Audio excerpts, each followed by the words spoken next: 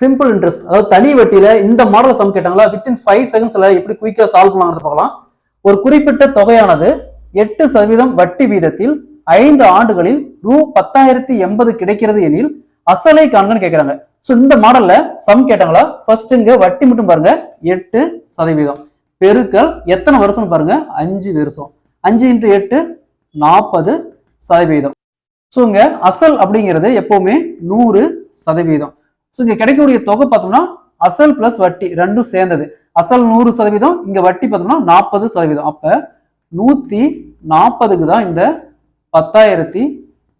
அப்ப 100%க்கு என்ன, இதை அப்படியே கிராஸ் மல்டிப்ளை பண்ணா 10,080 பெருக்கல் 100 வகுத்தல் கீழே 140 வரும். 0க்கு 0 கேன்சல் ஆயிரும். இதை அப்படியே கேன்சல் பண்ணா 7,200 ரூபா. அசல் பார்த்தோம்னா 7,200 ரூபா.